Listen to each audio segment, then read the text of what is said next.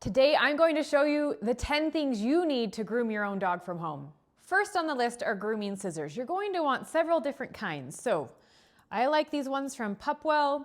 They're stainless steel. This is a straight shear. You're going to want something like this that's curved.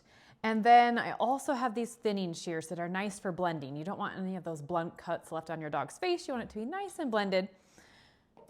And then lastly, we have this little mini pair of scissors. I like these because it has a blunt nose and it's really nice to just trim my dog's eye hair right here where it gets kind of long and they can't see anymore. Also, it works great for in between their toes. When trimming your dog with scissors, always work in a well-lit space. You want to make sure that you can see really well, and we don't want to have any accidents when it comes to scissors. Always keep one hand on your dog for stability when trimming their eyes or their ears or any of their delicate areas. Use slow, controlled movements. Go slowly. There's no rush. You're not in a race. We want to make sure that your dog is comfortable with what you're doing and that the haircut looks nice. If your dog does happen to need a little break, give them a break. Let them relax, play a little game, have a little recess, and then come back to grooming. Number 2 is having a good brush and a good comb.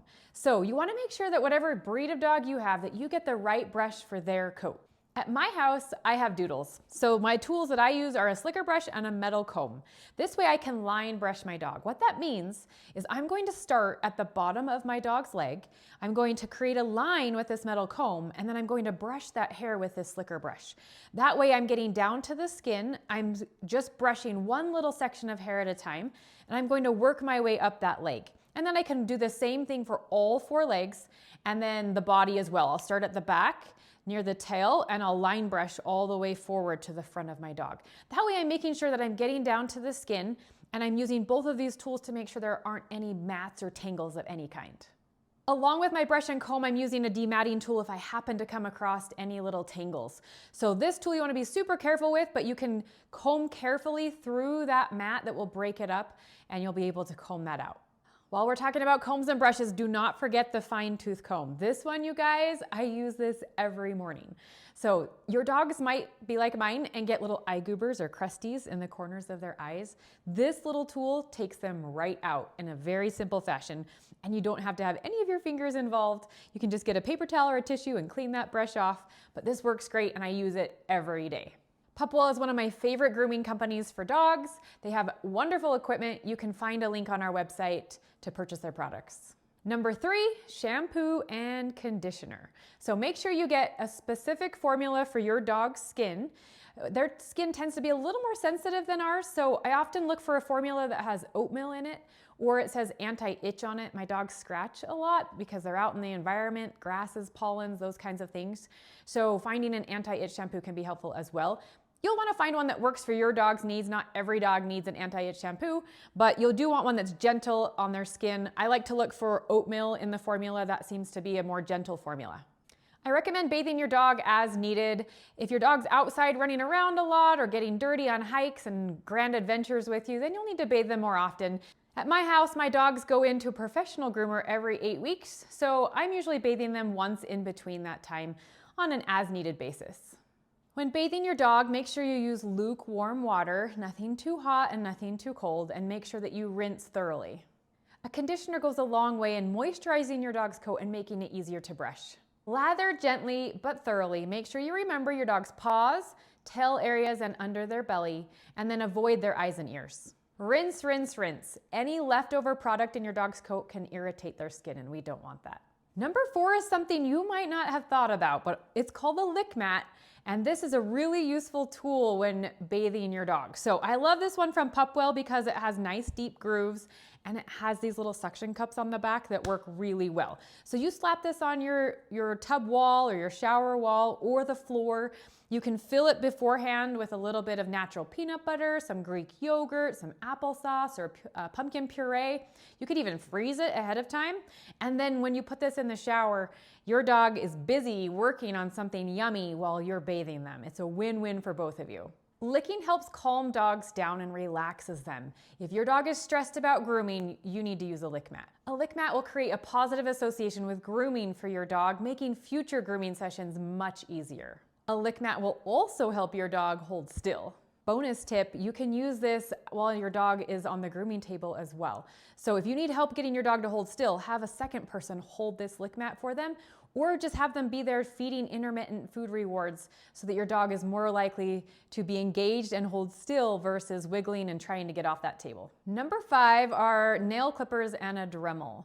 So it's really important that we keep our dog's nails at an appropriate length. If we let our dog's nails get too long, it can actually be adverse to their health. It can be painful to them. It can cause gait issues, walking issues, and joint issues. And we don't want any of those things. So make sure that on a weekly basis, you are clipping your dog's nails. And then I like to follow that up with a Dremel, just a tap, tap, tap with each or for each nail, and that files them down so there's no rough edges. A couple tips for you when trimming nails. You'll want to make sure that you avoid the quick, meaning the part of your dog's nail that's going to bleed.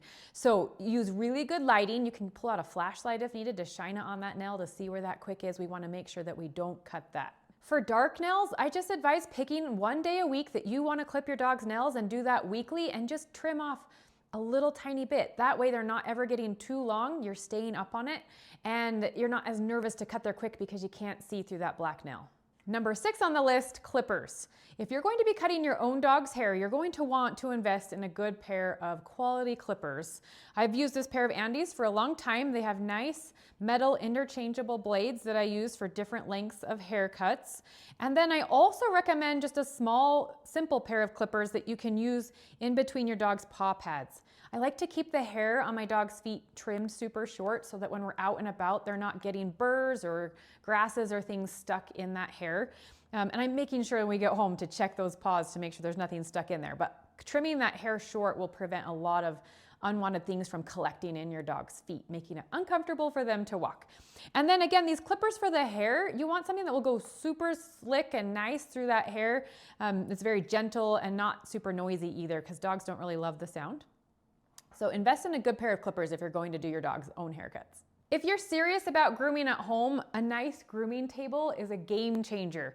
This is going to save your back from hurting as you bend over to groom your dog. It keeps them at a nice height. You can adjust this arm towards the height of your dog because this is going to secure them onto the table.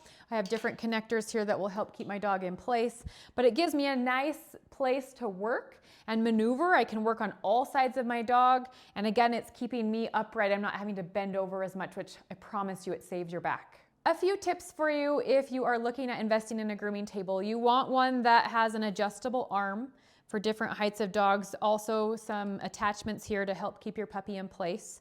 Never leave your puppy unattended on this table. Always be right there with them. And then I like a nice non-slip surface for them to stand on. Another must-have item on my list is a force air dryer. This thing's amazing. I use this all the time when I'm bathing my dogs. It speeds up the drying time significantly, and it prevents the dog's coat from getting mats or tangles in it as we dry them. You don't need a force air dryer. You can use a regular blow dryer, but make sure that you're using it on a low heat setting. Again, your puppy's skin is sensitive. And then make sure you're moving that nozzle around. We don't want to hold it in one spot for too long. That'll get too hot for your puppy. Number 9 is a dog toothpaste and toothbrush. So oral hygiene for dogs is just as important as it is for humans. We want to make sure that we are cleaning their teeth regularly to prevent any tartar buildup. We want to keep their gums healthy, and we want to make sure that their mouths are fresh. So dog toothpaste, do not use human toothpaste on your dogs. No, don't do that. You want to make sure you have a specific formula for dogs. The flavors, you guys, are funny, but the dogs love it. So this one happens to be poultry flavor. There's liver flavor toothpaste, peanut butter flavor toothpaste. There's probably even bacon. So find one that your dog enjoys. You're going to start with a little finger brush. I find that this is the easiest way to begin. Put a little toothpaste on the finger brush, and then you can just take this finger and insert it into your dog's mouth and really work around those teeth. I love doing this with young puppies. Start them young with brushing their teeth, and they won't mind it when they're adults. Finally, the most important thing you'll need when grooming your dog is patience. You'll find that some dogs love grooming. They love the time and attention and the affection being touched and handled. Other dogs are like, no way, that's not for me. If you have a dog who's nervous about being touched or fearful of having their paws handled or their nails clipped, we want to help you. We have a 4-week cooperative care course that will help your dog see that they have a say in what's happening to them.